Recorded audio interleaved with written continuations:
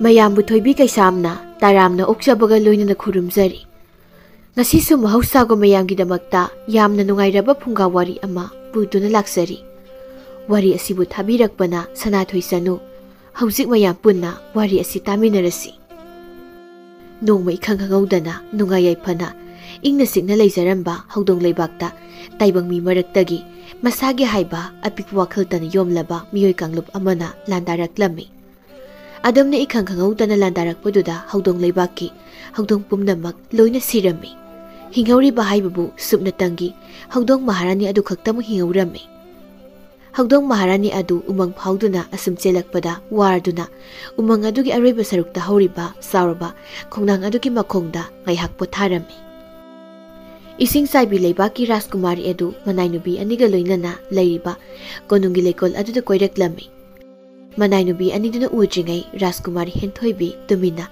ꯂꯩꯀꯣꯜ ꯑꯗꯨꯒꯤ ꯑꯔꯣꯏꯕ ꯁꯔꯨꯛꯇ ꯂꯥꯛꯂꯒ ꯂꯦꯞꯇꯨꯅ ꯊꯪꯅ ꯂꯩꯔꯤꯕ ꯎꯃꯪ ꯑꯗꯨꯒꯤ ꯃꯥꯏꯀꯩꯔꯣꯝꯗ ꯃꯤꯠꯌꯦꯡ ꯊꯝꯂꯛꯏ꯫ ꯑꯁꯨꯝ ꯀꯣꯏꯅ ꯌꯦꯡꯂꯛꯄꯗ ꯎꯔꯛꯏ ꯆꯥꯎꯔꯕ ꯈꯣꯡꯅꯥꯡ ꯄꯥꯝꯕꯤ ꯑꯗꯨꯒꯤ ꯃꯈꯥꯗ ꯑꯉꯧꯕ ꯃꯆꯨꯒꯤ ꯐꯖꯔꯕ ꯍꯧꯗꯣꯡ ꯑꯃ ꯀꯨꯜꯂꯒ ꯂꯩꯔꯤꯕꯗꯨ꯫ ꯔꯥꯖꯀꯨꯃꯥꯔꯤ ꯍꯦꯟꯊꯣꯏꯕꯤ ꯄ꯭ꯔꯞ ꯄ꯭ꯔꯞ ꯍꯧꯗꯣꯡꯅ ꯂꯩꯔꯤꯕ ꯃꯐꯝ ꯑꯗꯨꯗ ꯆꯦꯟꯁꯤꯜꯂꯛꯂꯒ ꯍꯧꯗꯣꯡ ꯑꯗꯨꯗ ꯃꯥꯒꯤ ꯊꯣꯠꯂꯕ ꯃꯈꯨꯠ ꯑꯗꯨꯅ ꯇꯞꯅ ꯇꯞꯅ ꯅꯥꯟꯕꯤꯗꯨꯅ ꯍꯥꯏꯔꯛꯏ, "ꯋꯥꯔꯕ꯭ꯔꯣ ꯑꯉꯧꯕꯤ ꯅꯪꯕꯣ? ꯈꯣꯡꯅꯥꯡ ꯃꯈꯥꯁꯤꯗ ꯑꯋꯥ ꯄꯣꯊꯥꯔꯤꯕꯗꯣ? ꯍꯩꯃꯥ, ꯃꯈꯣꯡꯁꯤꯁꯨ ꯁꯣꯛꯂ ꯃꯥꯜꯂꯤꯅꯦ, ꯏ ꯈꯖꯤꯛ ꯊꯣꯛꯂꯦ." ꯑꯁꯤ ꯍꯥꯏꯗꯨꯅ ꯍꯧꯗꯣꯡ ꯑꯗꯨꯕꯨ ꯄꯝꯈꯠꯇꯨꯅ ꯄꯨꯔꯛꯏ ꯀꯣꯅꯨꯡ ꯇꯝꯅ꯫ ꯍꯧꯗꯣꯡ ꯑꯗꯨꯁꯨ ꯃꯈꯣꯡ ꯁꯣꯛꯄꯒꯤ ꯆꯩꯅꯥ ꯑꯗꯨꯅ ꯔꯥꯖꯀꯨꯃꯥꯔꯅ ꯄꯝꯗꯨꯅ ꯄꯨꯔꯤꯕꯗꯨ ꯀꯔꯤꯁꯨ ꯍꯥꯏꯔꯛꯇꯦ꯫ ꯀꯣꯅꯨꯡ ꯍꯦꯛ ꯌꯧꯕꯒ ꯔꯥꯖꯀꯨꯃꯥꯔꯤ ꯀꯣꯅꯨꯡꯒꯤ ꯑꯃꯥꯏꯕꯤ ꯃꯀꯣꯛ ꯑꯗꯨꯒꯤ ꯃꯅꯥꯛꯇ ꯄꯨꯁꯤꯟꯗꯨꯅ ꯍꯪꯂꯛꯏ, "ꯏꯃꯥ ꯃꯥꯏꯕꯤ, ꯍꯧꯗꯣꯡꯁꯤꯒꯤ ꯃꯈꯣꯡꯗ ꯁꯣꯛꯂꯤꯕꯁꯦ ꯀꯔꯝꯕ ꯍꯤꯗꯥꯛ ꯍꯥꯞꯂꯒ ꯐꯒꯅꯤ? ꯑꯃꯨꯛꯇ ꯌꯦꯡꯕꯤꯗꯨꯅ ꯍꯤꯗꯥꯛ ꯍꯥꯞꯄꯤꯌꯨꯕ." ꯔꯥꯖꯀꯨꯃꯥꯔꯤꯅ "ꯀꯔꯤꯒꯤꯗꯃꯛꯇꯅꯣ? ꯀꯩꯁꯨ ꯂꯩꯇꯕ ꯍꯧꯗꯣꯡ ꯑꯃꯒꯤꯗꯃꯛ ꯑꯁꯨꯛ ꯋꯥꯔꯤꯕꯁꯤꯕꯣ? ꯏꯃꯥ ꯃꯥꯏꯕꯤ, ꯃꯥꯁꯨ ꯑꯄꯤꯛꯄ ꯖꯤꯕ ꯑꯃꯅꯤ, ꯅꯨꯡꯁꯤꯗ꯭ꯔꯅꯤ ꯃꯇꯧꯁꯦ? ꯑꯩꯅ ꯍꯥꯞꯂꯤꯕ ꯍꯤꯗꯥꯛꯁꯤꯅ ꯃꯥꯒꯤ ꯃꯈꯣꯡꯗ ꯁꯣꯛꯂꯤꯕꯁꯤꯗꯒꯤ ꯏ ꯊꯣꯛꯂꯤꯕꯁꯤꯗꯤ ꯐꯔꯒꯅꯤ ꯔꯥꯖꯀꯨꯃꯥꯔꯤ꯫ ꯌꯥꯝ ꯅꯨꯡꯉꯥꯏꯖꯔꯦ ꯏꯃꯥ ꯃꯥꯏꯕꯤ, ꯑꯗꯣ ꯋꯥꯐꯝ ꯑꯃꯠꯇꯒ ꯍꯪꯖꯒꯦꯕ." "ꯀꯔꯤ ꯍꯪꯒꯦ ꯍꯥꯏꯕꯅꯣ ꯔꯥꯖꯀꯨꯃꯥꯔꯤ? ꯔꯥꯖꯀꯨꯃꯥꯔꯤꯅ ꯍꯪꯅꯤꯡꯕꯗꯣ ꯆꯤꯡꯅꯕ ꯂꯩꯇꯅ ꯑꯗꯨꯝ ꯍꯪꯕꯤꯌꯨ." "ꯍꯧꯗꯣꯡ ꯑꯁꯤꯒꯤ ꯑꯁꯣꯛꯄꯁꯦ ꯀꯔꯝ ꯀꯥꯟꯗ ꯐꯔꯛꯀꯅꯤ ꯏꯃꯥ ꯃꯥꯏꯕꯤ?" "ꯃꯗꯨꯃꯛꯇꯤ ꯑꯩꯁꯨ ꯍꯥꯏꯕ ꯉꯝꯗꯦꯕꯨ ꯔꯥꯖꯀꯨꯃꯥꯔꯤ꯫ ꯃꯥꯕꯨ ꯐꯖꯅ ꯁꯦꯟꯅꯕꯤꯕ ꯑꯃꯗꯤ ꯑꯗꯨꯃꯛ ꯆꯪꯏ, ꯊꯨꯅ ꯐꯒꯠꯂꯛꯄ ꯍꯥꯏꯕꯁꯤꯗ." "ꯌꯥꯝ ꯅꯨꯡꯉꯥꯏꯖꯔꯦ ꯏꯃꯥ ꯃꯥꯏꯕꯤ, ꯑꯗꯨꯗꯤ ꯅꯁꯥꯃꯨꯛ ꯆꯠꯆꯔꯨꯈꯤꯒꯦ." "ꯐꯒꯅꯤ ꯔꯥꯖꯀꯨꯃꯥꯔꯤ." ꯔꯥꯖꯀꯨꯃꯥꯔꯤ ꯍꯦꯟꯊꯣꯏꯕꯤꯅ ꯍꯧꯗꯣꯡ ꯑꯗꯨꯕꯨ ꯅꯨꯡꯁꯤꯅ ꯄꯝꯗꯨꯅ ꯆꯠꯈꯤꯕꯗꯨ ꯎꯔꯒ ꯑꯃꯥꯏꯕꯤ ꯊꯣꯏꯅꯨ ꯃꯃꯤꯠ ꯈꯥꯅ ꯌꯦꯡꯗꯨꯅ ꯂꯩꯍꯧꯏ꯫ "ꯏꯃꯥ, ꯀꯅꯥꯗꯅꯣ ꯑꯗꯨꯛ ꯃꯨꯟꯅ ꯌꯦꯡꯉꯤꯗꯨꯕꯣ? ꯈꯪꯉꯤꯅꯦꯍꯦ ꯁꯅꯥ ꯅꯪꯕꯣ, ꯇꯞꯅ ꯀꯧꯔꯛꯄ ꯌꯥꯗ꯭ꯔꯣ ꯏꯃꯥꯗ?" "ꯏꯃꯥ, ꯑꯩꯁꯨ ꯇꯞꯅ ꯀꯧꯔꯤꯅꯤ, ꯏꯃꯥꯅ ꯀꯅꯥꯗꯅꯣ ꯃꯨꯟꯅ ꯌꯦꯡꯂꯒ ꯂꯩꯔꯒ?" "ꯏꯃꯥꯅ ꯃꯨꯟꯅ ꯌꯦꯡꯂꯒ ꯂꯩꯔꯤꯁꯦ ꯏꯆꯝ ꯆꯝꯅ ꯌꯦꯡꯕ ꯅꯠꯇꯦ, ꯈꯪꯉꯤꯗꯅ ꯁꯅꯥ." "ꯑꯁ ꯏꯃꯥ, ꯅꯪꯒꯤ ꯑꯩꯅ ꯈꯪꯗ ꯋꯥꯗꯣ ꯉꯥꯡꯂꯛꯀꯅꯣ ꯍꯥꯏꯔꯒ ꯑꯗꯨꯝ ꯉꯥꯡꯉꯤꯁꯤ ꯀꯩꯒꯤꯅꯣ?" "ꯁꯅꯥ, ꯅꯪꯁꯦ ꯑꯣꯟꯊꯣꯛꯅ ꯄꯪꯈ꯭ꯔꯦꯗꯀꯣ. ꯅꯪꯒꯤꯗꯤ ꯑꯗꯨꯒꯤ ꯋꯥꯗꯨ ꯅꯠꯇ꯭ꯔꯗꯤ ꯂꯩꯖꯗ꯭ꯔꯕꯅꯤ." "ꯏꯃꯥꯒꯤ ꯏꯕꯦꯝꯃ, ꯅꯪꯅ ꯑꯁꯨꯛ ꯌꯥꯝꯅ ꯄꯪꯂꯤꯕꯁꯤꯕꯨ ꯀꯔꯤꯒꯤꯅꯣ ꯍꯥꯏꯕꯅꯤ? ꯅꯣꯡꯃꯇꯁꯨ ꯏꯃꯥꯅ ꯍꯥꯏꯔꯤꯕ ꯉꯥꯡꯂꯤꯕ ꯋꯥꯁꯤꯒꯤ ꯑꯥꯔꯊꯁꯦ ꯈꯪꯉꯨ ꯀꯩꯗꯧꯕꯒꯦ? ꯌꯥꯔꯦ ꯏꯃꯥ, ꯅꯪꯒꯤ ꯍꯧꯅꯕꯤꯗꯣ ꯇꯧꯔꯛꯑꯅꯨ, ꯑꯩ ꯆꯠꯍꯧꯔꯒꯦ." ꯑꯁꯤ ꯍꯥꯏꯗꯨꯅ ꯁꯅꯥꯗꯤ ꯃꯃꯥꯅ ꯍꯥꯏꯅꯤꯡꯂꯤꯕ ꯋꯥꯗꯨ ꯀꯔꯤꯅꯣ ꯈꯪꯗ ꯑꯗꯨꯝ ꯆꯠꯈꯤꯔꯝꯃꯤ꯫ ꯊꯣꯏꯅꯨꯗꯤ ꯃꯆꯥꯅꯨꯄꯤꯅ ꯃꯥꯅ ꯍꯥꯏꯕ ꯋꯥꯗ ꯊꯧꯁꯥꯗꯕꯗꯨꯗ ꯃꯈꯣꯏꯗꯧ ꯊꯤꯠꯅ ꯃꯆꯥꯅꯨꯄꯤꯕꯨ ꯌꯦꯡꯍꯧꯔꯤ꯫ ꯔꯥꯖꯀꯨꯃꯥꯔꯤ ꯍꯦꯟꯊꯣꯏꯕꯤ ꯃꯄꯥ ꯏꯕꯨꯡꯉꯣ ꯅꯤꯡꯊꯧꯒꯤ ꯃꯅꯥꯛꯇ ꯂꯥꯛꯇꯨꯅ ꯍꯧꯗꯣꯡ ꯑꯗꯨꯒꯤ ꯃꯇꯥꯡꯗ ꯋꯥꯔꯤ ꯄꯨꯝꯕ ꯂꯤꯔꯝꯃꯤ꯫ ꯋꯥꯔꯤꯗꯨ ꯇꯥꯔꯕ ꯃꯇꯨꯡ ꯃꯄꯥ ꯅꯤꯡꯊꯧꯅ ꯈꯨꯝꯂꯛꯏ, "ꯐꯔꯦ ꯐꯔꯦ, ꯏꯆꯥꯅ ꯑꯗꯨꯛ ꯄꯥꯝꯖꯔꯕꯗꯤ ꯊꯝꯖꯔꯣ ꯊꯝꯖꯔꯣ ꯏꯆꯥꯒꯤ ꯅꯥꯛꯇ." ꯃꯄꯥ ꯅꯤꯡꯊꯧꯒꯤ ꯋꯥꯗꯨ ꯇꯥꯕꯗ ꯍꯔꯥꯎꯅ ꯍꯧꯗꯣꯡ ꯑꯗꯨꯕꯨ ꯄꯝꯗꯨꯅ ꯔꯥꯖꯀꯨꯃꯥꯔꯤ ꯍꯦꯟꯊꯣꯏꯕꯤ ꯃꯥꯒꯤ ꯀꯥ ꯇꯝꯅ ꯆꯦꯜꯂꯛꯏ꯫ ꯔꯥꯖꯀꯨꯃꯥꯔꯤ ꯍꯦꯟꯊꯣꯏꯕꯤꯅ ꯍꯧꯗꯣꯡ ꯑꯃ ꯐꯪꯖꯕꯗ ꯌꯥꯝꯅ ꯍꯔꯥꯎꯔꯤꯕꯒꯤ ꯃꯔꯝꯗꯤ ꯃꯥꯅ ꯑꯉꯥꯡ ꯑꯣꯏꯔꯤꯉꯩ ꯃꯇꯝꯗ ꯃꯄꯥꯒ ꯂꯨꯅ ꯇꯤꯟꯅꯕ ꯊꯪꯅꯕ ꯂꯩꯕꯥꯛꯀꯤ ꯅꯤꯡꯊꯧꯅ ꯍꯦꯟꯊꯣꯏꯕꯤꯒꯤꯅꯤ ꯍꯥꯏꯗꯨꯅ ꯑꯉꯧꯕ ꯃꯆꯨꯒꯤ ꯍꯧꯗꯣꯡ ꯑꯃ ꯈꯨꯗꯣꯜ ꯑꯣꯏꯅ ꯄꯤꯔꯛꯂꯝꯃꯤ꯫ ꯃꯗꯨꯕꯨ ꯍꯦꯟꯊꯣꯏꯕꯤꯅ ꯌꯥꯝ ꯂꯨꯅ ꯇꯧꯖꯔꯝꯃꯤ꯫ ꯑꯗꯨꯕꯨ ꯅꯣꯡꯃ ꯈꯪꯍꯧꯗꯅ ꯍꯧꯗꯣꯡ ꯑꯗꯨ ꯀꯣꯅꯨꯡ ꯊꯥꯗꯣꯛꯇꯨꯅ ꯆꯠꯈꯤꯔꯝꯃꯤ꯫ ꯃꯗꯨꯗꯒꯤ ꯍꯦꯟꯊꯣꯏꯕꯤ ꯉꯁꯤ ꯐꯥꯎꯕ ꯃꯊ꯭ꯋꯥꯏ ꯅꯨꯡꯉꯥꯏꯇ ꯂꯩꯔꯛꯄꯅꯤ꯫ ꯔꯥꯖꯀꯨꯃꯥꯔꯤꯅ ꯃꯃꯣꯟ ꯅꯣꯛꯇꯨꯅ ꯃꯄꯥ ꯅꯤꯡꯊꯧꯒꯤ ꯀꯥꯗꯒꯤ ꯍꯔꯥꯎꯅ ꯊꯣꯛꯈꯤꯕꯗꯨ ꯂꯥꯞꯇꯛꯅ ꯑꯃꯥꯏꯕꯤ ꯊꯣꯏꯅꯨꯅ ꯃꯃꯤꯠ ꯈꯥꯅ ꯌꯦꯡꯂꯒ ꯂꯩꯔꯝꯃꯤ꯫ ꯁꯅꯥꯗꯤ ꯃꯃꯥ ꯊꯣꯏꯅꯨꯒ ꯃꯥꯟꯅꯔꯝꯗꯦ, ꯏꯆꯝ ꯆꯝꯃꯤ꯫ ꯃꯥꯒꯤ ꯊꯃꯣꯏꯗ ꯐꯠꯇꯕ ꯍꯥꯏꯕ ꯋꯥꯈꯜꯁꯤꯒꯤ ꯃꯃꯤ ꯑꯃꯠꯇ ꯇꯥꯗꯦ꯫ irang langjai masadu magi adugumba mawong mataw adubu nungsibadagi ningthau chinglena masanupi Henthoibigi chakthongbi makok oina hapikibani. Ngasi makhoigi Rajkumari na yamna harauzabadu uraga Rajkumari manai nubising adu amaga maga noknoktuna hainai.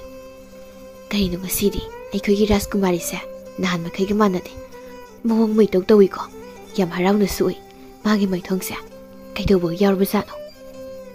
Manai nubi amana muk hairi aina khanbadadi Rajkumari na haraurisa atayimtagi oiramdong mani awang leibaki Rajkumarga aikoigi Rajkumariga hayengse sakang maikhang nahankani haina aiki tai adugi harau mathoi kaba maliko. Amana muksat hairi Rajkumari na haraurise adugi maramgi natteko adudi akang manangna ko hairpa kaidogi ngasai na haujikta ahiba sareido. Ho ngasai do matai leiko nga thangnaba umangdugi aroiba saruktane maduda huwa khongnangdugi makhada hagdong angobi ma soklaga leirami maduda pammagane ngasaidagi aikogi Rajkumari na koisen senduna haraubagi maramse. Haima aidi adumain toramnidi kanana khangnige aigi wakhaldadi hayeng Rajkumari thoba lakani haibagi harauri boy khaluri. Khani nangdi phabinina. Konongi sakthongpam saksang aduda sanana sakthonglingai mamaida pi amubuna khumba nupi ama laptakna sanana toribadu muna yenglaga leirami.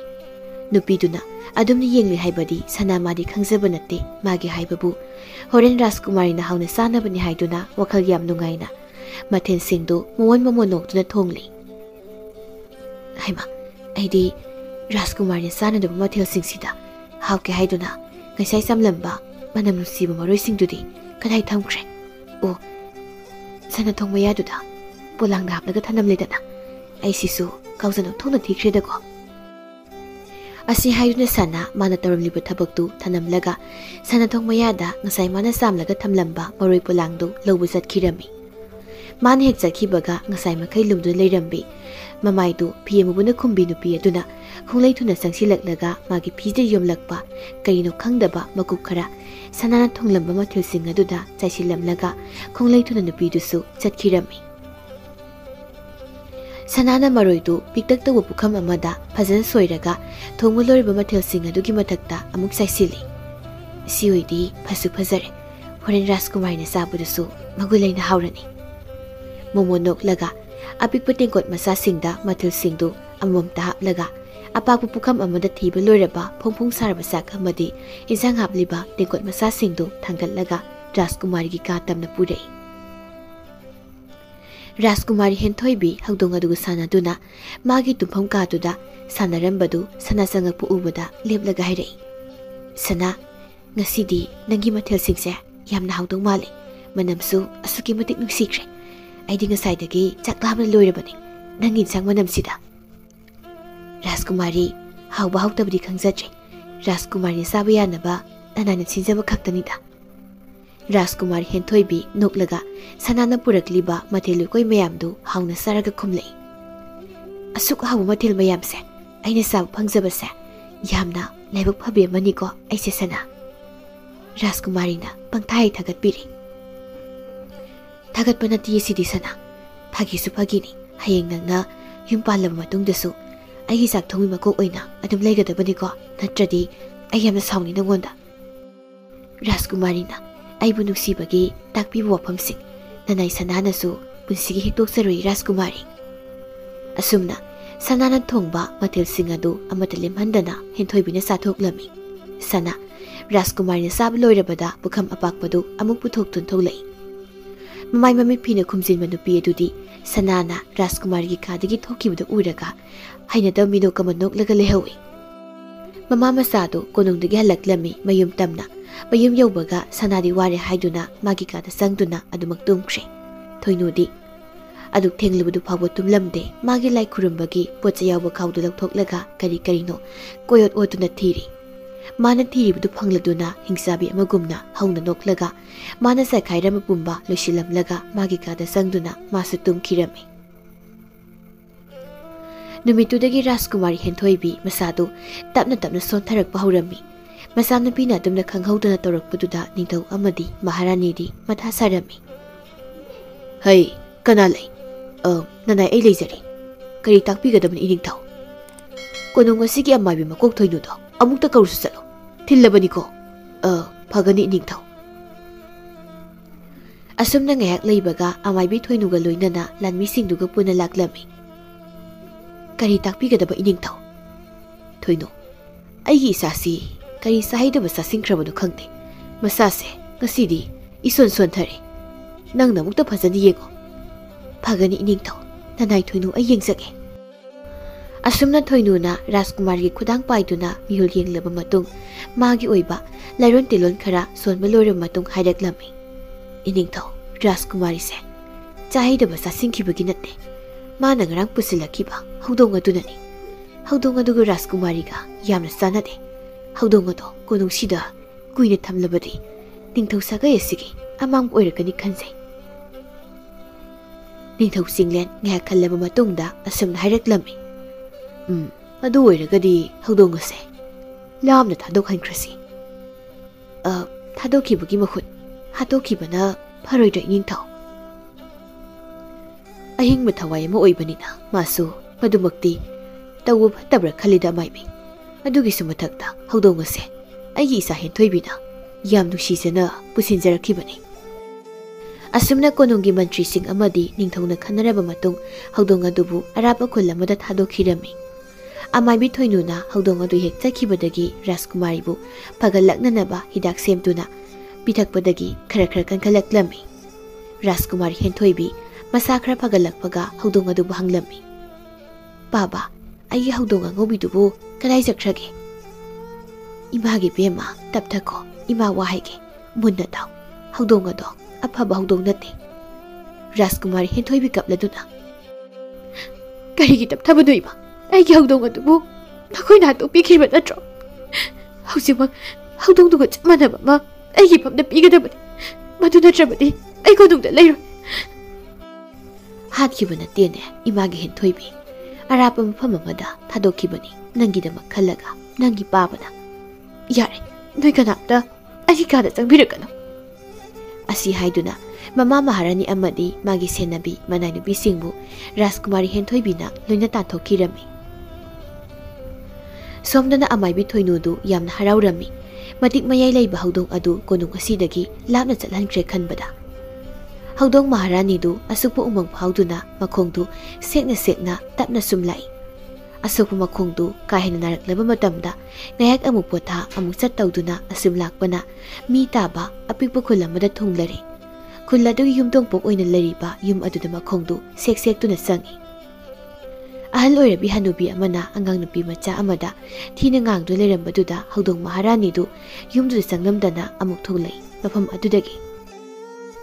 Nang da sikrone he nahak thakta isa sui mongsu sikredana mi hatpi nang poklamdrabadi aigi isa imongdo haujiksu mama aiga kaya da nusi sana leminaramgadaba mi hatpi nangama pokludana isa imongdo mapunsi tiengkredana chakro salo aigi mitmangda nang kuina legano nasauti yengningdeni ai. Thoibisa mabok na dumna thina ngangma saibada numit chupa ama kaptuna lenkhiba numit masing thiba ngamtre. Nasisu mabok ke thiba misai tabada angang oiribi magi mitludagi pirang lepa leitana sinthari. Layoi khraba mamam pabu tengthaduna kauduna kapjari. Baba ima takhoini leramlapadi kasi abok na ibu thina ngangmi jaibiri base jaram loidabani ko. Karigi na koini khakta nungay na chakriban ulay pakta ay busilaw balao ima Baba ay busilaw balao. Hey taning deni he mi hat pinang na swaida kapsilaw sinabada kadai na chalaga kaplu susalo ay nei mundagi tholakpada nang leramba yaroi ko nang mangol sileramba yaroi hairibisini mi hat pinang. Asi haiduna mabok tariktu imungna sangkhirami. Thoibisagi mama mapa asi mapuk law matung jahi 10 changlakpa matamda jingda singchan masatpa matamda lamlaki tamthireba sana chathokirami. Numit adudagi mabuk tharikna piklibi masunupi thoibisabu thina ngangbi saibiba sak phawba mabuk thana pijabidaba imungi thabainkhang pumnamak piklibi thoibisada tawhanba tharikna lekai koiduna nungai leithokpa ꯃꯕꯣꯛꯅ ꯌꯨꯝꯗꯒꯤ ꯍꯦꯛ ꯆꯠꯊꯣꯛꯈꯤ ꯃꯇꯝꯗ ꯊꯣꯏꯕꯤꯁꯥ ꯃꯃꯥ ꯃꯄꯥꯕꯨ ꯀꯧꯗꯨꯅ ꯄꯦꯟꯅ ꯀꯞꯆꯕ ꯍꯦꯛ ꯇꯧꯔꯝꯃꯤ꯫ ꯉꯁꯤꯁꯨ ꯍꯥꯟꯅꯒꯨꯝ ꯌꯨꯝꯗꯒꯤ ꯊꯣꯛꯂꯛꯂꯒ ꯎ ꯄꯥꯝꯕꯤ ꯑꯃꯒꯤ ꯃꯈꯣꯡꯗ ꯐꯝꯗꯨꯅ ꯄꯦꯟꯅ ꯇꯦꯡꯊꯥꯖꯔꯤ ꯃꯃꯥ ꯃꯄꯥ ꯑꯅꯤꯕꯨ ꯀꯧꯗꯨꯅ꯫ ꯍꯧꯗꯣꯡ ꯃꯍꯥꯔꯥꯅꯤꯗꯨ ꯊꯣꯏꯕꯤꯁꯥꯅ ꯀꯞꯂꯤꯕ ꯎꯗꯨꯒꯤ ꯃꯊꯛꯇ ꯎꯁꯥ ꯑꯆꯧꯕ ꯑꯃꯗ ꯀꯨꯟꯗꯨꯅ ꯅꯨꯡꯁꯥ ꯌꯥꯏꯗꯨꯅ ꯂꯩꯔꯝꯕꯅꯤ꯫ ꯊꯣꯏꯕꯤꯁꯥꯅ ꯀꯞꯄꯗꯨ ꯎꯕꯗ ꯅꯨꯡꯉꯥꯏꯇꯅ ꯀꯨꯝꯊꯔꯛꯏ ꯎꯊꯛꯇꯒꯤ ꯑꯗꯨꯒ ꯍꯥꯏꯔꯛꯏ ꯇꯞꯅ, "ꯀꯔꯤ ꯇꯧꯕ ꯌꯥꯎꯔꯒꯦ ꯅꯨꯄꯤ ꯃꯆꯥ ꯅꯪꯕꯣ? ꯑꯗꯨꯛ ꯊꯋꯥꯏ ꯅꯨꯡꯉꯥꯏꯇꯅ ꯀꯞꯂꯤꯕꯗꯤ?" ꯊꯣꯏꯕꯤꯁꯥ ꯀꯞꯂꯝꯕꯗꯨ ꯆꯞ ꯂꯦꯞꯇꯨꯅ ꯃꯥꯒꯤ ꯑꯀꯣꯏꯕꯗ ꯀꯅꯥ ꯂꯩꯕꯅꯣ ꯈꯟꯅ ꯌꯦꯡꯖꯔꯛꯏ꯫ ꯃꯥꯅ ꯑꯀꯣꯏꯕꯗꯨ ꯌꯦꯡꯂꯛꯄ ꯃꯇꯝꯗ ꯇꯥꯏꯕꯪ ꯑꯣꯏꯕ ꯀꯅꯥꯁꯨ ꯂꯩꯕ ꯎꯔꯝꯗꯦ꯫ ꯑꯗꯨꯕꯨ ꯃꯥꯅ ꯂꯩꯃꯥꯏꯗ ꯌꯦꯡꯊꯔꯛꯄ ꯃꯇꯝꯗ ꯃꯥꯒꯤ ꯅꯥꯀꯟꯗ ꯍꯧꯗꯣꯡ ꯑꯉꯧꯕ ꯑꯃ ꯀꯨꯟꯗꯨꯅ ꯂꯩꯔꯤꯕꯗꯨ ꯃꯗꯨ ꯎꯕꯗ ꯉꯛꯅ ꯍꯥꯏꯔꯛꯏ, "ꯍꯧꯖꯤꯛ ꯑꯩꯅ ꯇꯥꯈ꯭ꯔꯤꯕ ꯈꯣꯟꯖꯦꯜ ꯑꯗꯨꯕꯨ ꯍꯧꯗꯣꯡ ꯅꯪꯅ ꯍꯥꯏꯔꯛꯂꯤꯕ꯭ꯔꯥ? ꯅꯠꯇ꯭ꯔꯒ ꯂꯩꯔꯩꯄꯥꯛꯇꯒꯤ ꯑꯩꯒꯤ ꯑꯄꯣꯛꯄ ꯏꯃꯥꯅ ꯑꯩꯕꯨ ꯀꯧꯗꯨꯅ ꯂꯛꯅꯔꯤꯕ꯭ꯔꯥ?" "ꯅꯠꯇꯦ ꯅꯠꯇꯦ ꯅꯨꯄꯤ ꯃꯆꯥ, ꯅꯪꯒꯤ ꯑꯄꯣꯛꯄꯤꯅ ꯂꯩꯔꯩꯄꯥꯛꯇꯒꯤ ꯅꯪꯕꯨ ꯀꯧꯗꯨꯅ ꯂꯛꯅꯔꯛꯄ ꯅꯠꯇꯦ, ꯑꯩꯅ ꯀꯧꯕꯅꯤ꯫ ꯅꯪꯅ ꯊꯋꯥꯏ ꯅꯨꯡꯉꯥꯏꯇꯅ ꯀꯞꯂꯒ ꯂꯩꯕꯗꯨꯗ ꯀꯩꯗꯧꯔꯕꯅꯣ ꯈꯟꯗꯨꯅ." "ꯀꯔꯝꯅ ꯍꯧꯗꯣꯡꯅ ꯇꯥꯏꯕꯪ ꯃꯤ ꯑꯩꯈꯣꯏꯒꯨꯝꯅ ꯃꯤꯔꯣꯟ ꯉꯥꯡꯂꯤꯕ?" "ꯉꯛꯀꯅꯨ ꯅꯨꯄꯤ ꯃꯆꯥ, ꯑꯩꯍꯥꯛꯁꯦ ꯍꯧꯗꯣꯡ ꯂꯩꯕꯥꯛꯀꯤ ꯍꯧꯗꯣꯡ ꯃꯍꯥꯔꯥꯅꯤꯅꯤ꯫ ꯃꯁꯥꯒꯤꯗ ꯈꯟꯕ ꯐꯠꯇ꯭ꯔꯕ ꯇꯥꯏꯕꯪ ꯃꯤꯑꯣꯏ ꯀꯥꯡꯂꯨꯞ ꯑꯃꯅ ꯑꯩꯈꯣꯏꯒꯤ ꯍꯧꯗꯣꯡ ꯂꯩꯕꯥꯛꯇ ꯂꯥꯟꯗꯥꯔꯛꯇꯨꯅ ꯍꯧꯗꯣꯡ ꯂꯩꯕꯥꯛꯀꯤ ꯍꯧꯗꯣꯡ ꯀꯌꯥꯕꯨ ꯑꯃꯗ ꯆꯤꯠꯊꯗꯅ ꯍꯥꯠꯇꯣꯛꯄꯤꯔꯝꯃꯤ꯫ ꯃꯈꯣꯏꯅ ꯑꯩꯕꯨ ꯎꯗ꯭ꯔꯤꯉꯩ ꯑꯩ ꯃꯈꯣꯏꯒꯤ ꯃꯤꯔꯝꯂꯦꯟ ꯑꯁꯤꯗ ꯂꯥꯛꯈꯤꯕꯅꯤ." ꯊꯣꯏꯕꯤꯁꯥ ꯃꯄꯤꯗꯨ ꯃꯈꯨꯠ ꯈꯨꯅꯝꯅ ꯇꯩꯊꯣꯛꯂꯒ ꯍꯧꯗꯣꯡ ꯑꯗꯨꯗ ꯈꯪꯅꯤꯡꯅ ꯍꯪꯖꯔꯛꯏ, "ꯑꯩꯕꯨ ꯄꯣꯛꯄ ꯏꯃꯥꯅ ꯍꯤꯡꯂꯤꯉꯩ ꯃꯇꯝꯗ ꯂꯤꯕꯤꯔꯝꯃꯤ ꯍꯧꯗꯣꯡ ꯂꯩꯕꯥꯛꯀꯤ ꯋꯥꯔꯤ ꯀꯌꯥ ꯑꯃ꯫ ꯍꯧꯗꯣꯡ ꯂꯩꯕꯥꯛꯀꯤ ꯃꯍꯥꯔꯥꯅꯤꯗꯤ ꯊꯣꯛꯎ ꯍꯥꯏꯕꯗ ꯊꯣꯛꯄ ꯉꯝꯕ ꯄꯣꯠꯁꯛ ꯑꯃ ꯄꯥꯏ ꯍꯥꯏ, ꯃꯍꯩꯁꯨ ꯌꯥꯝꯅ ꯍꯩ ꯍꯥꯏ꯫ ꯑꯗꯣ ꯍꯧꯗꯣꯡ, ꯅꯪꯅ ꯃꯗꯨꯒꯤ ꯄꯣꯠꯁꯛꯇꯨ ꯄꯥꯏꯕ ꯇꯥꯔꯕꯗꯤ ꯑꯩꯒꯤ ꯃꯊꯦꯜ ꯁꯨꯅ ꯌꯥꯎꯔꯕ ꯆꯥꯛꯂꯨꯛ ꯑꯃꯗ ꯊꯣꯛꯍꯟꯕꯤꯌꯨꯕ, ꯑꯩ ꯆꯥꯛ ꯌꯥꯝꯅ ꯂꯥꯝꯃꯤ." ꯍꯧꯗꯣꯡ ꯃꯍꯥꯔꯥꯅꯤꯗꯨ ꯉꯛꯅ ꯌꯦꯡꯂꯛꯏ ꯅꯨꯄꯤ ꯃꯆꯥꯗꯨꯗ, ꯑꯗꯨꯕꯨ ꯍꯧꯖꯤꯛꯇꯗ ꯎꯔꯛꯏ ꯅꯨꯄꯤ ꯃꯆꯥ ꯑꯗꯨꯅ ꯃꯥꯒꯤ ꯃꯕꯨꯛꯄꯨ ꯃꯈꯨꯠꯅ ꯆꯦꯠꯅ ꯄꯥꯏꯁꯤꯟꯖꯔꯤꯕꯗꯣ꯫ "ꯅꯨꯄꯤ ꯃꯆꯥ, ꯅꯪꯕꯨ ꯑꯌꯨꯛꯀꯤ ꯆꯥꯛ ꯆꯥꯔꯕ꯭ꯔꯣ?" "ꯆꯥꯗ꯭ꯔꯤ ꯍꯧꯗꯣꯡ, ꯑꯩꯗꯤ ꯑꯌꯨꯛ ꯈꯨꯗꯤꯡꯒꯤ ꯆꯥꯛ ꯄꯤꯖꯗꯦ꯫ ꯑꯩꯗꯤ ꯑꯩꯈꯣꯏ ꯑꯕꯣꯛꯅ ꯅꯨꯃꯤꯗꯥꯡꯗꯤ ꯄꯨꯛ ꯊꯟꯗꯅ ꯈꯔ ꯈꯔꯗꯤ ꯄꯤꯖꯩ." "ꯑꯦ, ꯀꯔꯤꯒꯤꯅꯣ ꯃꯗꯨꯗꯤ ꯅꯨꯄꯤ ꯃꯆꯥ?" "ꯑꯩꯒꯤ ꯏꯃꯥꯒ ꯄꯥꯕꯒꯗꯣ ꯑꯩꯅ ꯍꯥꯠꯄꯅꯤ ꯍꯥꯏ, ꯑꯗꯨꯅ ꯑꯕꯣꯛꯅ ꯑꯩꯗꯤ ꯆꯥꯛ ꯈꯖꯤꯛ ꯈꯖꯤꯛ ꯆꯥꯎ ꯍꯥꯏ ꯍꯧꯗꯣꯡ." "ꯑꯣ, ꯅꯪꯒꯤ ꯄꯥꯕ ꯄꯣꯛꯄ ꯅꯕꯣꯛꯅꯕꯣ ꯅꯪꯉꯣꯟꯗ ꯑꯗꯨꯛ ꯊꯤꯅ ꯑꯣꯠꯄꯤꯕꯀꯣ?" ꯊꯥꯔꯤꯛ ꯊꯣꯏꯕꯤꯁꯥꯅ ꯏꯃꯨꯡꯗ ꯂꯩꯔꯝꯗꯕꯗꯨꯗ ꯂꯥꯛꯇꯅ ꯑꯃꯨꯛ ꯀꯧꯔꯛꯏ, "ꯍꯩ ꯊꯣꯏꯕꯤꯁꯥ, ꯊꯣꯏꯕꯤꯁꯥ, ꯅꯪꯕꯨ ꯀꯗꯥꯏꯗ ꯂꯩꯒꯦ? ꯑꯩꯅ ꯆꯥꯛ ꯆꯥꯈꯤꯕꯒꯤ ꯂꯨꯈꯥꯛꯁꯦ ꯍꯧꯖꯤꯛ ꯐꯥꯎꯕ ꯐꯦꯡꯂꯝꯗ꯭ꯔꯤꯕꯁꯤ ꯀꯔꯤꯒꯤꯅꯣ? ꯄ꯭ꯔꯞ ꯊꯨꯅ ꯂꯥꯛꯇ꯭ꯔꯤꯕ꯭ꯔꯣ? ꯂꯨꯈꯥꯛꯁꯤ ꯌꯥꯝ ꯊꯨꯅ ꯐꯦꯡꯗꯣꯛꯎ ꯂꯥꯎ." "ꯍꯧꯗꯣꯡ, ꯑꯩ ꯆꯪꯉꯒꯦ, ꯑꯕꯣꯛꯅ ꯑꯩꯕꯨ ꯀꯧꯔꯦ." "ꯅꯨꯄꯤ ꯃꯆꯥ, ꯅꯪꯕꯨ ꯆꯥꯛ ꯂꯥꯝꯃꯦ ꯍꯥꯏꯔꯝꯕꯗꯥꯏꯅꯦ, ꯀꯨꯏꯔꯣꯏ, ꯏꯀꯨ ꯑꯃꯈꯛꯇ ꯉꯥꯏꯌꯣ, ꯑꯩ ꯅꯪꯒꯤꯗꯃꯛ ꯑꯍꯥꯎꯕ ꯃꯊꯦꯜ ꯁꯨꯅ ꯌꯥꯎꯔꯕ ꯆꯥꯛꯂꯨꯛ ꯑꯃ ꯑꯩꯅ ꯁꯦꯝꯃꯛꯀꯦ." ꯑꯁꯤ ꯍꯥꯏꯗꯨꯅ ꯃꯤꯀꯨꯞꯇ ꯍꯧꯗꯣꯡ ꯑꯁꯤꯅ ꯊꯣꯏꯕꯤꯁꯥꯒꯤꯗꯃꯛ ꯑꯍꯥꯎꯕ ꯃꯊꯦꯜ ꯁꯨꯅ ꯌꯥꯎꯕ ꯆꯥꯛꯂꯨꯛ ꯑꯃ ꯁꯦꯝꯂꯝꯃꯤ꯫ ꯊꯣꯏꯕꯤꯁꯥ ꯃꯕꯨꯛ ꯄꯦꯟꯅ ꯆꯥꯛꯇꯨ ꯆꯥꯕ ꯂꯣꯏꯕꯒ ꯃꯕꯨꯛꯅ ꯃꯥꯕꯨ ꯀꯧꯈꯤꯕꯗꯨ ꯅꯤꯡꯁꯤꯡꯂꯗꯨꯅ ꯀꯤꯅ ꯑꯃꯨꯛ ꯆꯦꯜꯂꯛꯏ꯫ "ꯅꯪꯗꯤ ꯀꯗꯥꯏꯗ ꯆꯠꯂꯨꯔꯤꯕ? ꯑꯩꯅ ꯉꯁꯥꯏꯗꯒꯤ ꯀꯧꯔꯤꯕꯁꯤ ꯇꯥꯗꯕ ꯃꯈꯩ? ꯅꯊꯤꯕꯣꯡꯗꯣ, ꯆꯔꯥ ꯅꯥꯝꯃ ꯆꯥꯔꯤꯕꯗꯨꯁꯨ ꯆꯥꯕ ꯐꯪꯂꯔꯣꯏꯒꯦ ꯍꯥꯏꯔꯤꯕ꯭ꯔꯣ ꯅꯪ?" "ꯑꯕꯣꯛ, ꯍꯩ, ꯇꯥꯅꯤꯡꯗꯦ, ꯑꯩꯒꯤ ꯆꯤꯟꯊꯛꯇ ꯈꯨꯝꯂꯛꯀꯅꯨ, ꯑꯉꯥꯡ ꯄꯦꯇꯋꯥ ꯅꯪꯅ꯫ ꯆꯪꯉꯣ ꯏꯃꯨꯡꯗ, ꯂꯨꯈꯥꯛꯇꯨꯒꯅꯦ ꯏꯃꯨꯡ ꯋꯥꯏꯔꯝꯒ ꯂꯣꯏꯁꯤꯜꯂꯒ ꯇꯩꯊꯣꯛꯑꯣ, ꯑꯩ ꯄꯥꯅ ꯆꯥꯔꯨꯒꯦ." "ꯍꯣꯏ ꯑꯕꯣꯛ." "ꯑꯗꯨꯒꯅꯦ, ꯑꯩꯅ ꯍꯜꯂꯛꯄꯗ ꯊꯕꯛꯁꯤꯡ ꯑꯁꯦ ꯃꯁꯤ ꯂꯦꯡꯗ ꯂꯩꯔꯝꯂꯕ ꯑꯩꯕꯨ ꯐꯠꯇꯦ ꯍꯥꯏꯒꯅꯨ ꯅꯪ꯫ ꯏꯁꯤꯡꯁꯨ ꯁꯣꯛꯂꯝꯃꯨ, ꯁꯤꯡꯁꯨ ꯆꯜꯂꯝꯃꯨ, ꯑꯗꯨꯒ ꯆꯥꯛꯇꯣ ꯊꯣꯡꯉꯝꯃꯨ꯫ ꯂꯣꯏꯔꯝꯗ꯭ꯔꯦꯗꯅ ꯅꯨꯃꯤꯗꯥꯡꯁꯨ ꯅꯊꯤꯕꯣꯡ ꯆꯥꯛꯇꯣ ꯆꯥꯗ꯭ꯔꯦ, ꯑꯗꯨꯝ ꯈꯪꯉꯨ." ꯇꯝꯊꯤꯔꯕ ꯋꯥꯍꯩꯁꯤꯡ ꯑꯁꯤ ꯍꯥꯏꯔꯝꯂꯒ ꯆꯠꯈ꯭ꯔꯦ ꯊꯥꯔꯤꯛ꯫ ꯑꯁꯨꯛ ꯇꯝꯊꯤꯕꯤ ꯃꯕꯨꯛꯁꯨ ꯂꯩꯕꯣꯏꯔꯦꯀꯣ, ꯇꯥꯏꯕꯪ ꯃꯤꯑꯣꯏꯕ ꯑꯩꯈꯣꯏꯒꯤ ꯃꯔꯛꯇ꯫ ꯉꯛꯇꯕ ꯉꯝꯗꯦ ꯑꯩꯗꯤ ꯑꯩꯈꯣꯏꯒꯤ ꯍꯧꯗꯣꯡ ꯂꯩꯕꯥꯛ ꯑꯗꯨꯗ ꯑꯣꯏꯔꯤꯕ ꯐꯤꯕꯝ ꯑꯗꯨꯒ ꯃꯈꯣꯏꯒꯤ ꯃꯤꯔꯝꯂꯦꯟ ꯑꯁꯤꯗ ꯑꯣꯏꯔꯤꯕꯁꯤꯡ ꯑꯁꯤꯒ꯫ ꯀꯥꯟꯅꯗꯦ, ꯑꯩ ꯇꯨꯃꯤꯟꯅ ꯂꯩꯁꯤꯜꯂꯔꯣꯏꯒꯦ, ꯑꯉꯥꯡ ꯅꯨꯄꯤ ꯃꯆꯥꯁꯤꯒꯤ ꯃꯇꯦꯡ ꯄꯥꯡꯕꯤꯔꯒꯦ." ꯑꯁꯤ ꯈꯟꯗꯨꯅ ꯊꯣꯏꯕꯤꯁꯥꯒꯤ ꯃꯌꯨꯝꯗ ꯆꯪꯉꯛꯏ ꯍꯧꯗꯣꯡ ꯑꯗꯨ꯫ ꯊꯣꯏꯕꯤꯁꯥ ꯃꯕꯣꯛꯅ ꯍꯥꯏꯔꯝꯕ ꯊꯕꯛ ꯄꯨꯝꯕ ꯇꯞꯅ ꯇꯞꯅ ꯇꯧꯕ ꯍꯧꯔꯤ꯫ ꯍꯧꯗꯣꯡ ꯑꯗꯨ ꯃꯅꯤꯡꯂꯣꯝꯗꯒꯤ ꯆꯪꯂꯛꯄꯗꯨ ꯎꯕꯗ ꯄꯥꯈꯠꯅ ꯍꯥꯏꯔꯛꯏ, "ꯑꯉꯧꯕꯤ, ꯅꯪꯗꯤ ꯀꯔꯤꯒꯤ ꯌꯨꯝꯁꯤ ꯆꯪꯉꯛꯏꯅꯣ? ꯍꯣꯔꯦꯟ ꯑꯕꯣꯛ ꯂꯥꯛꯄꯗ ꯅꯪ ꯂꯩꯔꯝꯂꯕꯗꯤ ꯑꯩꯅ ꯄꯨꯁꯤ ꯂꯩꯔ ꯍꯥꯏꯗꯅ ꯁꯣꯏꯗꯅꯃꯛꯀꯤ ꯐꯨꯕꯤꯔꯅꯤ, ꯅꯪꯁꯨ ꯑꯩꯁꯨ, ꯑꯩꯈꯣꯏ ꯑꯅꯤꯃꯛ." "ꯅꯨꯄꯤ ꯃꯆꯥ, ꯄꯥꯈꯠꯀꯅꯨꯅꯦ, Nakoy abokna aibu phurabasu kaisu kaide. Akhoi ni ngasidagi marup sanasi. Nangi mateng aina angama pange. Aigi mateng nangna su pango. Ngasidagi ibani ita haiduna kaunasi. Yai, adubu angangai nadi karibu mateng pangjagani itagi damak. Aidi agangsu yamna oiri. Madamna purakani ita madugidi karisu waganu daha. Luribidi ita aigi abokna yumse sanglakpasiba khudingmak aina pusi leira haiduna sarduna tamthina hatokpiba ngaktani. Pumnamak aina thengnarage madugidamak nangna waranu ita. Wakhal wana leigadabugi saruk nungaina leithoklo ngasi kauba korong numit asidagi. Karamna nungaina leigani ita abogi tamthiraba sasat asidadi. Ita ngasi kauba korong numit asidagi nahake abokna nangina phamda taw haibata pumnamak aina mina kupada tawgani. Asengbagiro ita nangna haribuduwa. Mani itana nata aihakna haribu wasida thajabidrabadi itagi mitto ngihak usinduna yengbiyo.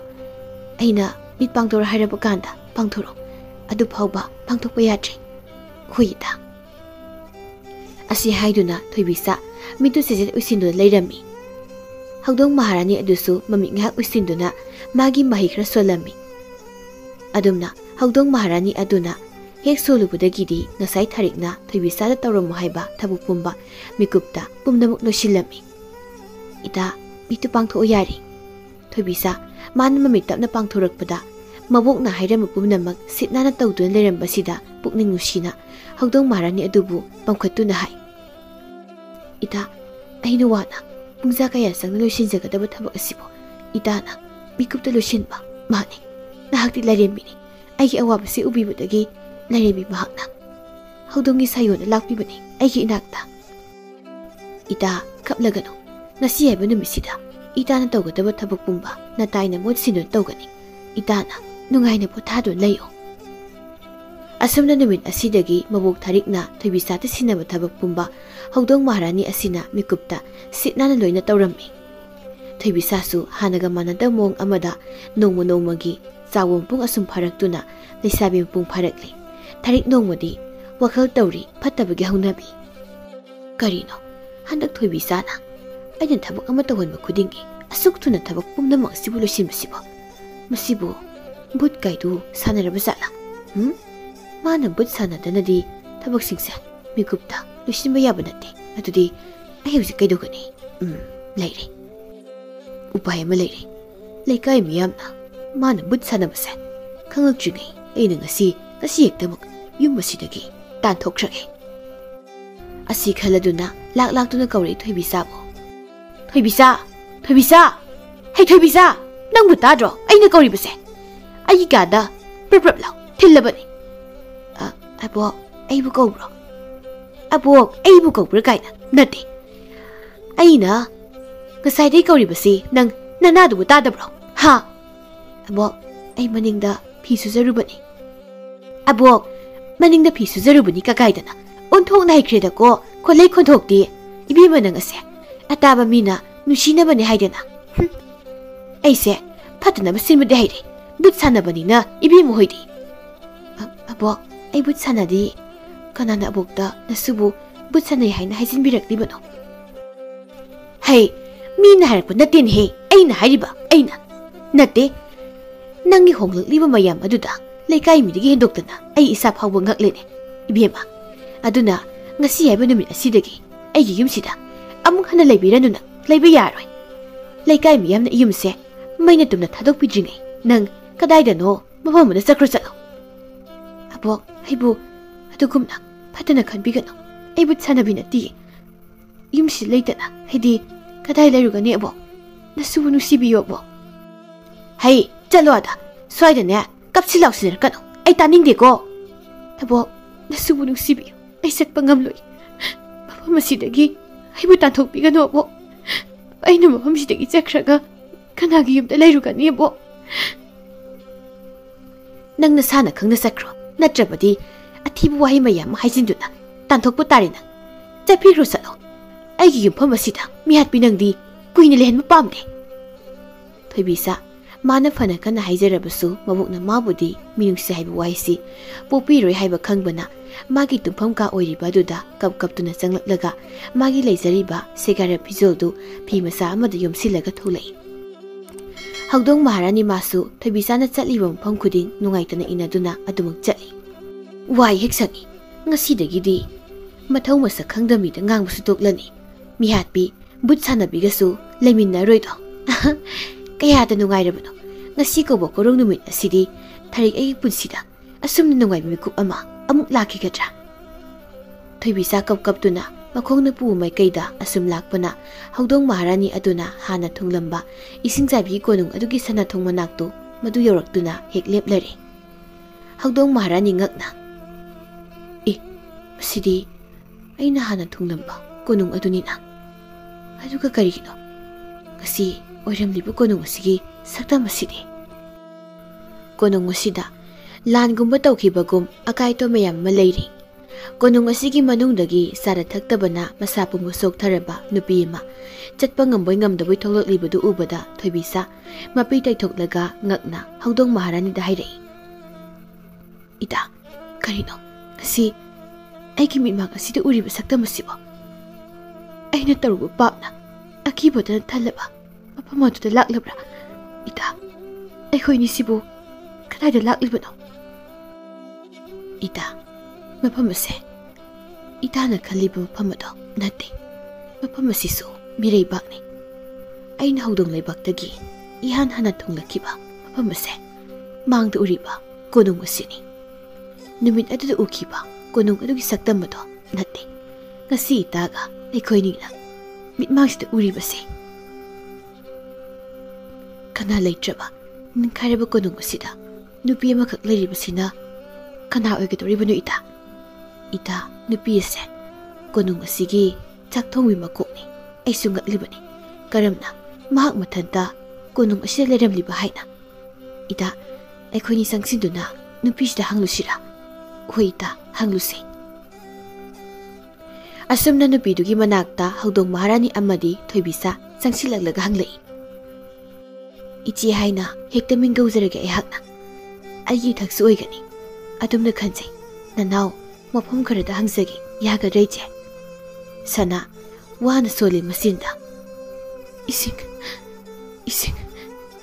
ising ana kita pitak biu aibu ayak ising kaurakmana jaramase krak kangle ita ise ising kharang mali itana ise sigi mating amta pangbiu hoita asi haiduna Hagdong Maharani namikupta ising thokanduna sana da pitak lami sana ising no thakpo loibaga tapna wangang lei nakhoibu kana no mafamsida kaidaw lakpano ije ayhak athaba mafam amadagini ayhak ke bokna aibu tanthok pirakpadagi aigi khong asina pu mai kaida lakpada mafam ase yorakhibani adubu nanawna khangninglibadi konung asigi wari sini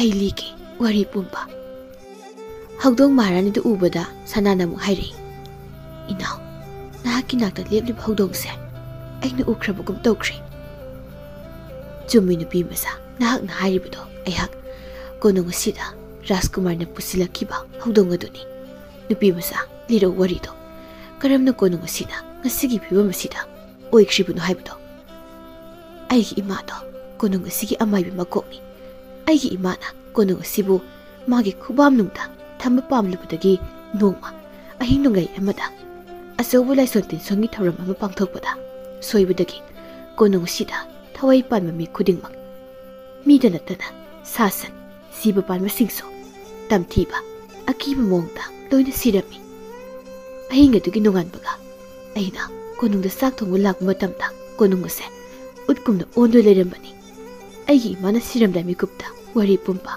macha aingonda libirambani aigi nungsiribi Rajkumarina thawai thaki mafam asida ehaksu thawai thagani wasaktuna numit adudagi ngasi phawba ningkhairaba konung asida ai leiribani wari pumba tarabada Maharani Hagdong na haireklami ngasigi numit asidagi aikhoi ahum ita sanarasi aduga ayakna konung asibu hanago aigi mahina semgatlagi aduga nakhoi anina ꯀꯣꯅꯨꯡ ꯑꯁꯤꯒꯤ ꯃꯍꯥꯔꯥꯅꯤ ꯑꯣꯏꯗꯨꯅ ꯅꯨꯡꯉꯥꯏꯅ ꯅꯅꯥꯏꯅ ꯁꯦꯟ ꯀꯌꯥꯅ ꯁꯦꯕꯥ ꯇꯧꯗꯨꯅ ꯂꯩꯔꯣ ꯋꯥꯐꯝ ꯑꯁꯤ ꯏꯇꯥ ꯅꯈꯣꯏ ꯑꯅꯤ ꯌꯥꯔꯕ ꯅꯠꯇ꯭ꯔꯥ ꯁꯅꯥꯅ ꯏꯇꯥ ꯑꯩꯍꯥꯛꯇꯤ ꯃꯍꯥꯔꯥꯅꯤ ꯑꯣꯏꯕ ꯄꯥꯝꯖꯗꯦ ꯏꯇꯥ ꯑꯃꯁꯤꯅ ꯃꯍꯥꯔꯥꯅꯤ ꯑꯣꯏꯁꯅꯨ ꯑꯩꯍꯥꯛꯅ ꯍꯥꯟꯅꯒꯨꯝ ꯆꯥꯛꯊꯣꯡꯒꯤ ꯃꯀꯣꯛ ꯑꯣꯏꯗꯨꯅ ꯅꯨꯡꯉꯥꯏꯅ ꯄꯥꯟꯃꯤꯟꯅꯁꯤ ꯑꯩꯈꯣꯏ ꯁꯅꯥꯅ ꯍꯥꯏꯕ ꯋꯥꯗꯨ ꯃꯈꯣꯏ ꯑꯅꯤꯁꯨ ꯌꯥꯔꯗꯨꯅ ꯅꯨꯃꯤꯠ ꯑꯁꯤꯗꯒꯤ ꯌꯥꯝꯅ ꯅꯨꯡꯉꯥꯏꯅ ꯀꯣꯅꯨꯡ ꯑꯁꯤꯗ ꯄꯥꯜꯂꯝꯃꯤ ꯀꯣꯅꯨꯡ ꯑꯁꯤ ꯍꯥꯟꯅꯒꯨꯝ ꯅꯧꯍꯧꯅꯅ ꯅꯤꯡꯊꯧ ꯌꯥꯎꯗ꯭ꯔꯕꯁꯨ ꯃꯍꯥꯔꯥꯅꯤꯅ ꯄꯥꯜꯂꯝꯃꯤ ꯑꯊꯥꯞꯄ ꯈꯨꯟꯗ ꯂꯩꯔꯤꯕ ꯊꯥꯔꯤꯛ ꯈꯨꯟꯖꯥꯁꯤꯡꯅ ꯅꯤꯡꯐꯨꯡ ꯉꯥꯡꯅꯔꯛꯄꯗꯒꯤ ꯃꯥꯁꯨ ꯇꯥꯔꯛꯏ ꯂꯩꯕꯥꯛ ꯑꯁꯤꯒꯤ ꯃꯍꯥꯔꯥꯅꯤ ꯃꯥꯅ ꯅꯨꯡꯁꯤ ꯍꯩꯇꯅ ꯑꯣꯠꯄꯤꯗꯨꯅ ꯇꯥꯟꯊꯣꯛꯄꯤꯈ꯭ꯔꯕ ꯃꯁꯨ ꯅꯨꯄꯤ ꯊꯣꯏꯕꯤꯆꯥꯅ ꯑꯣꯏꯔꯦ ꯍꯥꯏꯕ ꯍꯧꯗꯣꯡ ꯃꯍꯥꯔꯥꯅꯤ ꯑꯗꯨ ꯃꯍꯥꯔꯥꯅꯤ ꯊꯣꯏꯕꯤꯆꯥꯒꯤ ꯀꯥꯒꯤ ꯊꯣꯡꯅꯥꯎ ꯑꯗꯨꯗ ꯀꯨꯜꯂꯗꯨꯅ ꯅꯤꯡꯊꯝꯊꯥꯒꯤ ꯅꯨꯡꯁꯥ ꯃꯥꯕꯨ ꯌꯥꯏꯗꯨꯅ ꯇꯨꯝꯂꯤ ꯁꯅꯥ ꯆꯥꯛ ꯊꯣꯡꯂꯨꯅꯕꯒꯤꯗꯃꯛ ꯆꯥꯛꯁꯪ ꯂꯩꯔꯤꯕ ꯑꯗꯣꯝꯗ ꯂꯥꯛꯏ ꯁꯅꯊꯣꯡꯗ ꯂꯥꯟꯃꯤꯁꯤꯡꯒ ꯎꯪꯈꯠꯅꯗꯨꯅ ꯋꯥꯔꯤ ꯁꯥꯟꯅꯔꯤꯕ ꯑꯍꯜ ꯑꯣꯏꯔꯕꯤꯗꯨ ꯎꯕꯗ ꯀꯩꯗꯧꯔꯕꯅꯣ ꯈꯟꯅ ꯆꯪꯂꯛꯇꯨꯅ ꯍꯪꯂꯛꯏ ꯂꯥꯟꯃꯤꯁꯥ ꯀꯩꯗꯧꯕ ꯌꯥꯎꯔꯒꯦ ꯑꯍꯜ ꯑꯣꯏꯔꯕꯤ ꯁꯣꯜꯂꯤꯕ ꯑꯕꯣꯛ ꯑꯁꯤꯒ ꯅꯤꯡꯉꯥꯏ ꯁꯪꯗꯥꯅꯔꯤꯕꯁꯤꯕꯣ ꯁꯨꯝꯗꯧꯕꯅꯤ ꯍꯅꯨꯕꯤꯁꯤꯅ ꯑꯩꯈꯣꯏꯒꯤ ꯃꯍꯥꯔꯥꯅꯤꯒꯤ ꯌꯥꯊꯪꯁꯨ ꯐꯪꯗꯅ ꯀꯣꯅꯨꯡ ꯆꯪꯒꯦ ꯃꯍꯥꯔꯥꯅꯤ ꯎꯅꯒꯦ ꯍꯦꯛꯇꯃꯛ ꯍꯥꯏꯔꯦ ꯋꯥꯐꯝ ꯑꯁꯤꯒꯤꯗꯃꯛ ꯍꯅꯨꯕꯤꯁꯤꯒ ꯑꯩꯈꯣꯏꯒ ꯅꯤꯡꯉꯥꯏ ꯁꯪꯗꯥꯅꯖꯕꯅꯤ ꯑꯣ ꯃꯗꯨꯒꯤ ꯑꯣꯏꯔꯕꯗꯤ ꯑꯩ ꯏꯇꯥꯗ ꯇꯝꯂꯨꯔꯒꯦ ꯅꯈꯣꯏ ꯑꯕꯣꯛ ꯑꯁꯤ ꯈꯠꯅꯒꯅꯨꯀꯣ ꯂꯨꯔꯤꯕꯗꯤ ꯍꯅꯨꯕꯤꯁꯤꯅ ꯑꯩꯈꯣꯏꯒꯤ ꯃꯍꯥꯔꯥꯅꯤ ꯑꯁꯤꯕꯨ 마기 마수누비니 하이버시니네 마시려니 에코이가 한누비시 갓나리버세 한누비시기 마sak asisu 파랑가도보 kaya manay mamang taki togdogdo ningsingay ko'y sana amabu oirabasu ay itada hana takluragay asi hayramlaga sana maharani thoibisagi katamna chensendu laklaga pautami ita koningi sana thongda alurabi nupi ma itabu unage haina lehawi thongakpasingasu yam khanhawi pause tamjage haiduna itagi nakta laksabani ita Haudong maharani aduga thoibisa ga wari sanadu leirambadu sanagi wadu tabada thoibisa konglai thuna konungi sanak tongtamna lai tharik masunupi thoibisa na maharani amagi pisol setuna tholakpadu ubada mara leitrabi masunupi thoibisa da mana otpi kiba mayamdu ningsinglatuna kablai thoibisa mabokta sauningba waroba amta ulaktana harau nushina chensilai aboki thoibisa abok lale isugi mafamda abok lale karisu khangjadrabi nangi nafamda abokna tawkiba pawki thabaksinga to nangna abokpu amukta ngakpiyuko asi haiduna tharik thoibisa gi makhongda khurum lei thoibisa mawokta nushini yengtuna haugatpiraga khumlei abo aidi kaishu khandi abok naibu phubu seibaduda aibu phanaba abokna aingoda ngangma seibane haina nasuna dum khanjayebo Lanmi singdu makok nola duna maharani thoibisa dairi maharani nanai khoibu ngakpiyo maharani ga abok ni khangjaru dabana athibu wahi kharadu ngangwa seiba tawkre abok asida thoibisa na madugi kaisu khalurugano lanmisa khangdaba haibasidi masida kariba sabu ulugani nathawni thijana tawjaro phagani maharani abok konung bisang silao aboki thoibisa Nahakbo, abokpo tasingnamakki ngakpirabro. Abokna tawkiba papayam atubo, nangbo, abok sibu ngakpirabro. Abok, ay kaisu khandi, abok na nguna ngangkiba mayamdo. Si, adugi saruk, konung nunungay na, putaro lao, lamsang lakpagi, abok waramlani. Asi haiduna, mabok tarikpo, magot sambiduna, konung manungdu pusilay, maharani thoibisa na.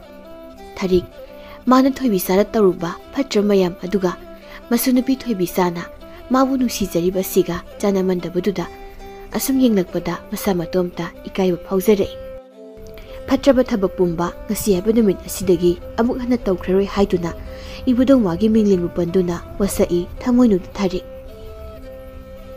asumna numit asidagi makhoi mayam punna harau tayamna konung asi leminaduna nungaina pankirami